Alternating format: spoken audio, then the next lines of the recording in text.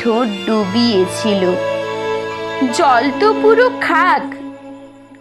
খাক হওয়া সেই কলসি আবার পরের বছর জলে।